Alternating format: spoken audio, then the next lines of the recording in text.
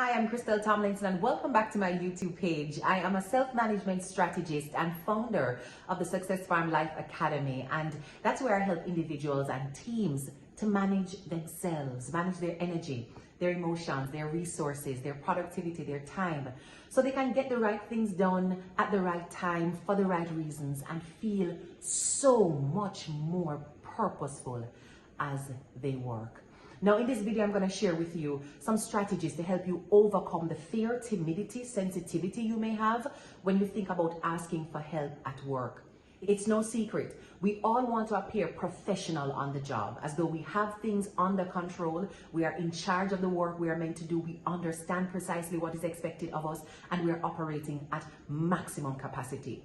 We feel a little awkward, especially if we are leaders on teams or senior members on those teams. We feel awkward admitting that we don't know what to do or that we need help to get things done.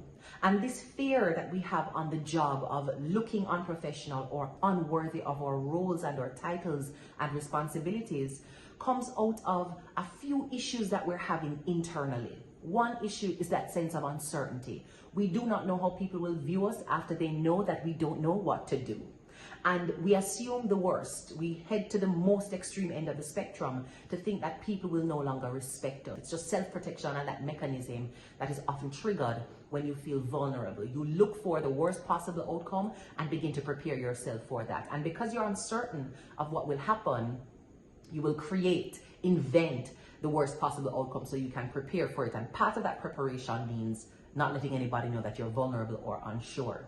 But we also are operating from a place of fear, not sure if we're going to be rejected, and that fear of rejection, that aversion to being rejected. So can you imagine what your brain goes through when you are hit by a stone on your leg, when somebody steps on that big toe?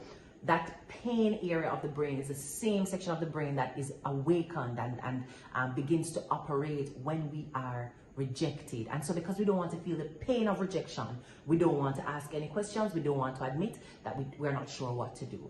But we're also concerned with losing our authority. Again, if you are a senior member on the team and leader of the team, you don't want to come off looking as though you don't deserve that position, that title, and those roles.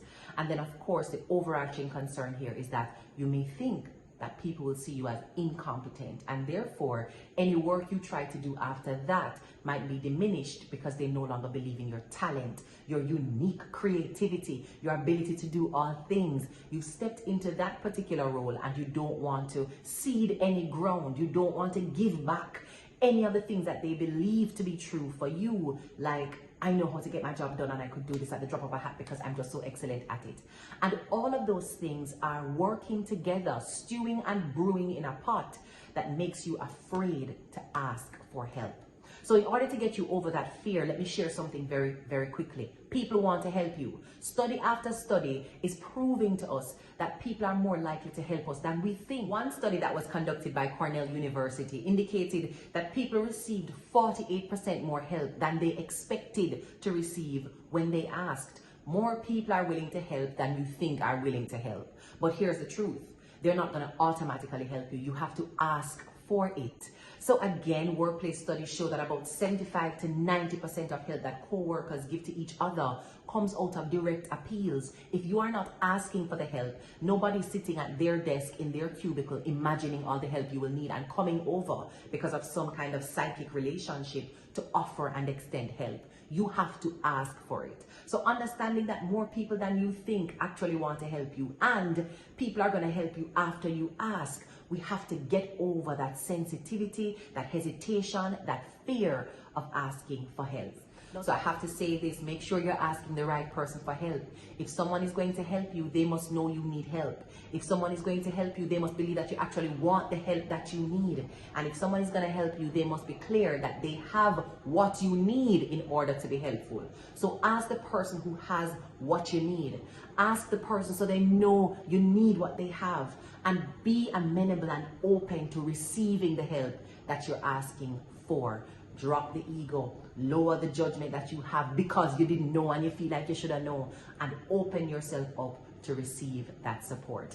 Now, there are ways that you can do this, and there are 3 strategies, again, backed by science and research, that help to reduce that fear and that anxiety as you're thinking about raising your hand in the workplace and saying, hey there, I'm over here struggling, need some help to understand, need some help to complete.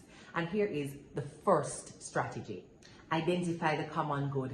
Remind people that you're working on the same team towards the same goal. Sometimes the common good means also identifying a common enemy. So again, you create what they call an in-group effect. So one study found that when persons were told that the puzzle they were working on in a particular room was the same puzzle that other people were working on in other rooms, and that at the end, all the teams would come together and discuss that puzzle and share some tips. When persons were told that, they worked 48 times longer. So if everybody worked 1 minute on the puzzle, when you told them that other people were working on the same puzzle, they were willing to work 48 minutes on that puzzle. They were able to solve the problems related to that activity much more effectively than people who were not told that there was some shared experience or in-group activity going on.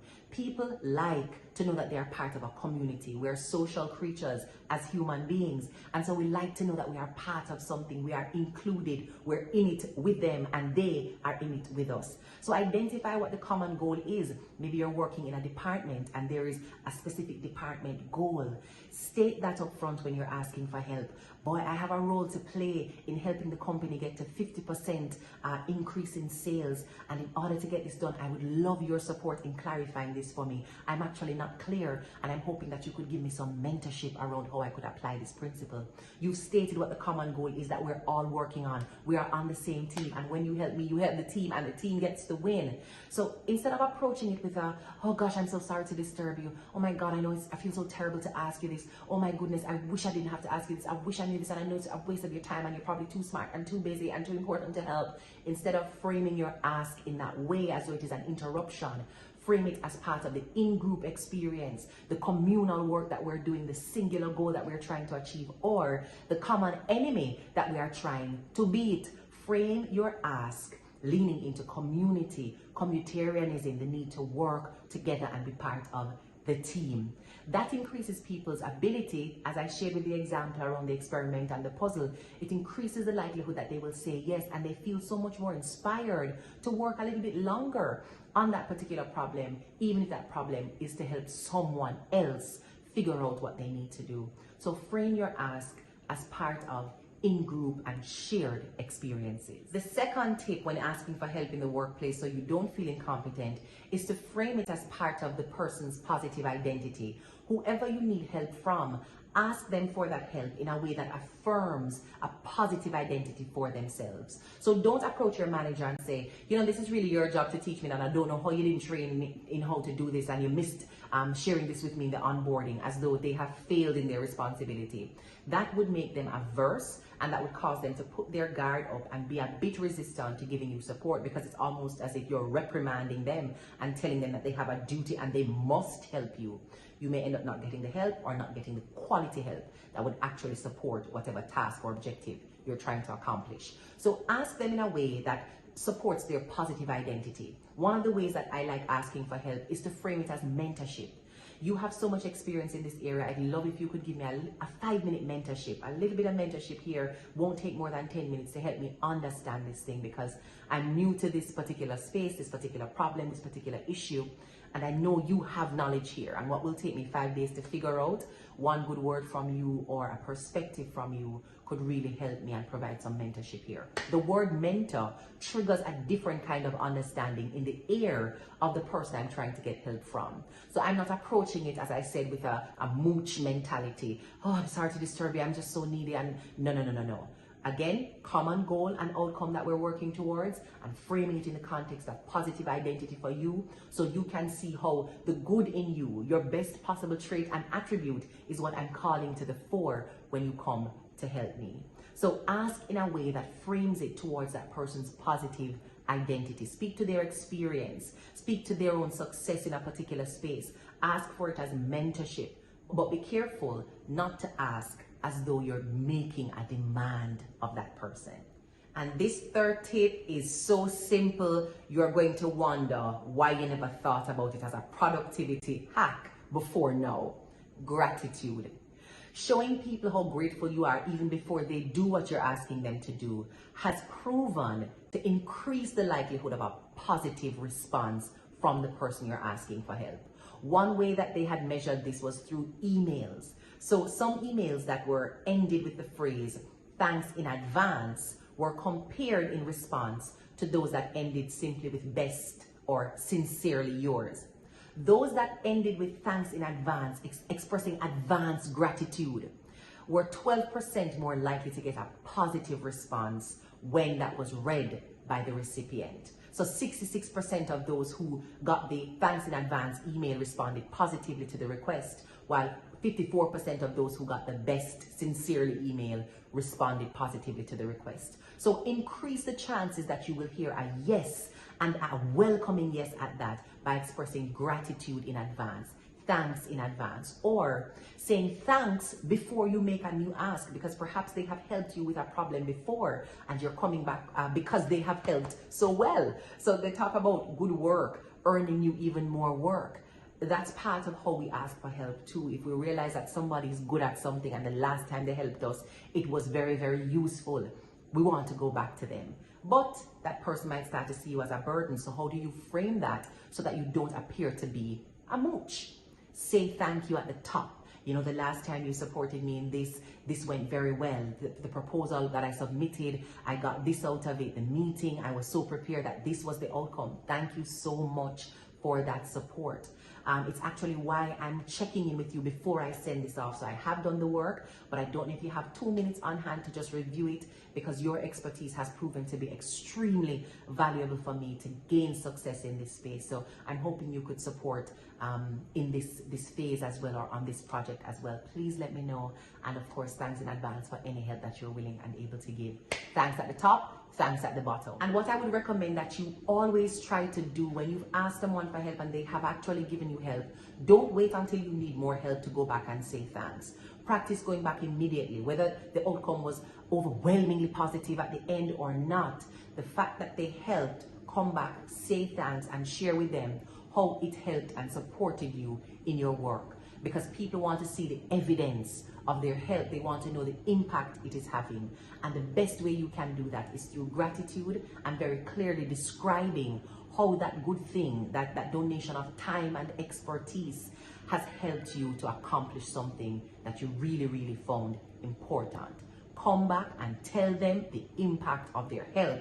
It raises the likelihood that they will say yes in future, and perhaps even come in to check if you might need some help. Maybe you won't, but they will be willing to help you because they're very clear about how it supports the in-group experience, how it elevates the positive attributes of their own personality and character, and how it impacts in a very real and tangible way the work that you want to do. I hope this video has been helpful for you. As always, I ask if there's any topic you'd want me to cover in future videos that will support your ability to manage yourself, manage your team, show up purposefully in your work and in your personal life, and to just feel more alive and fulfilled.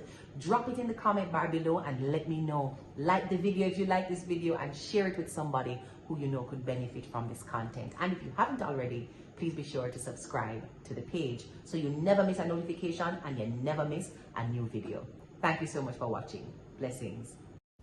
If you need more support, more resources, or would like to book me to come in and train your team, feel free to send me an email at thesuccessfarmja@gmail.com. I'm looking forward to serving you for all your seasons.